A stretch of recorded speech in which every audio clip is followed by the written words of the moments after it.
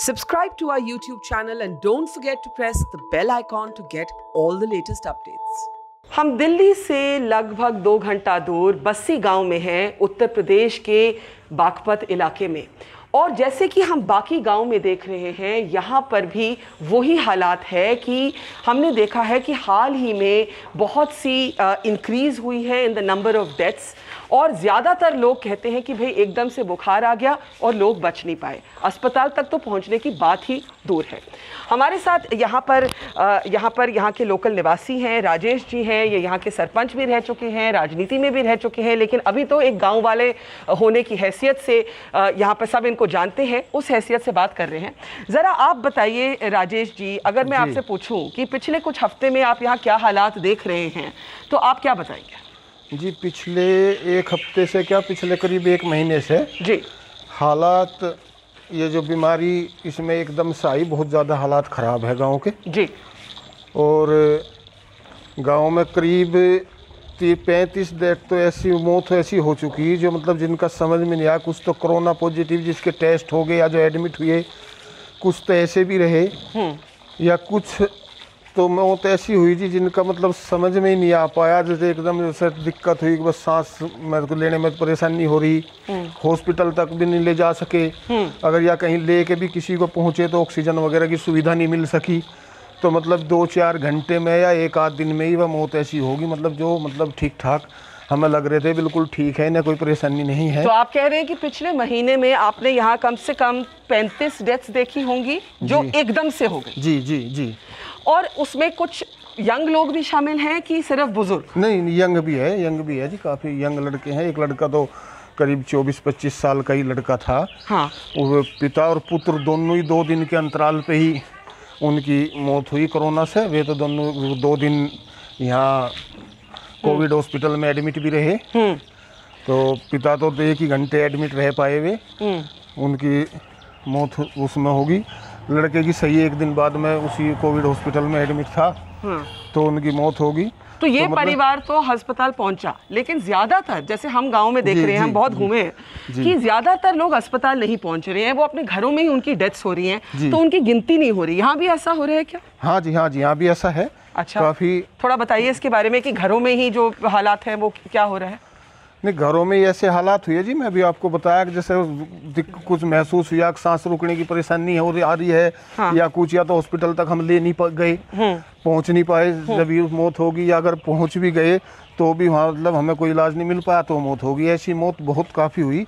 हमने इसकी जानकारी यहाँ अपनी लोकल मीडिया को भी बराबर हम देते रहे जी, कितनी मौतें आज गाँव में हुई, या इतना मतलब इस तरीके से मौत होगी। मीडिया ने भी अपने माध्यम से उनका वो लोकल पेपर वगैरह में वो दिया। बीमारी कितनी फैली हुई है? बीमारी तो अब तो कुछ करीब 1 हफ्ते से कुछ कंट्रोल में है जी, कुछ कम है। उससे पहले तो इतनी थी जी, एक दिन में 2 या 3 मौत हो रही थी बराबर गांव में। बहुत ज़्यादा। कोई घर ऐसा नहीं था जिस घर में कोई बुखार के मरीज ना हो। अच्छा। करीब कुछ नॉर्मल है। यहाँ की आबादी कितनी है? यहाँ की आबादी करीब 7,500 है जी फिलहाल। और आप क्या कहेंगे कि कितने लोगों को बुखार जैसे सिम्टम्स थे? यहाँ तो करीब ऐसे होंगे जी, कोई घर तो कोई बचा नहीं था, कोई घर में कोई 1-आध आदमी ऐसा बचा होगा जिसे बुखार ना हो, ना कोई घर ऐसा नहीं बचा जिसमें ना थे। बहुत बुरे हालात थे गांव के। आपस में मिलने चिलने में, आने जाने में भी एक भय का माहौल आपस में बन गया था। जैसे 2-3 मौत रोज हो रही थी और हर घर में माहौल थे, तो बड़ा भय का माहौल था। तो करीब पिछले 4-5 दिन से कुछ थोड़ा बेटर हुआ। ये मुझे एक बात समझाइए कि अगर कोई अस्पताल नहीं पहुंचता तो इसका मतलब जब उसकी मौत की गणित होती है जी, तो उसके सर्टिफिकेट में कोविड तो लिखा नहीं होगा। हाँ, तो इसका ये भी मतलब है कि फिर गिनती भी नहीं होगी? हाँ जी, नहीं, गिनती भी नहीं हो रही जी। हाँ, तो ये भी तो एक मसला है। हमें एक बात का और इसमें दुख है, मतलब जो ये गाँव में जो ये मौतें हुई, जितने बुरे हालात रहे, उसका तो दुख है ही है।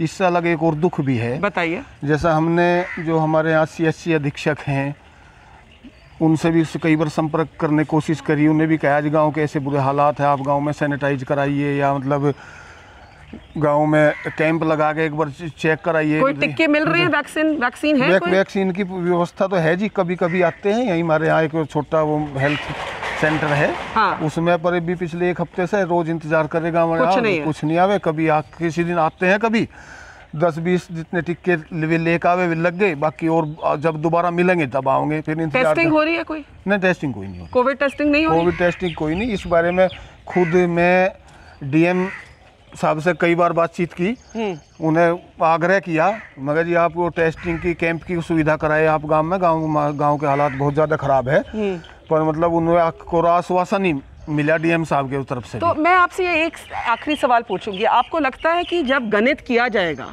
तो ऐसे जो गांव हैं, बस्सी गांव, यहाँ की जो मौतें हुई वो कभी हमारे गणित में आएंगी ही नहीं, क्योंकि किसी ने गिनती ही नहीं की? जी जी बिल्कुल बिल्कुल। तो उससे गुस्सा नहीं आता आपको? नहीं, गुस्सा तो है जी, पर मतलब कर क्या सकते हैं, मतलब जो हम कर सकते हैं, जो मतलब शासन प्रशासन को रिक्वेस्ट कर सकते हैं, लिख के दे सकते हैं, हम फ़ोन द्वारा जो संपर्क कर सकते हैं, या जो वे नहीं सुन रहे मीडिया के माध्यम से अपनी बात कर सकते हैं, वो भरसक प्रयास कर रहे हैं हम। बिल्कुल।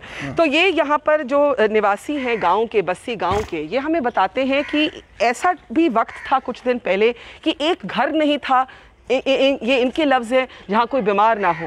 दूसरी बात, ज़्यादातर लोग अस्पताल नहीं पहुँच पाए। तीसरी बात, टेस्टिंग नहीं हो रही। चौथी बात, वैक्सीन्स की कमी है। और पांचवी बात और सबसे ज़रूरी बात, जब गिनती की जाएगी तो यहाँ की जो मौतें हुई हैं वो किस खाते में जाएंगी?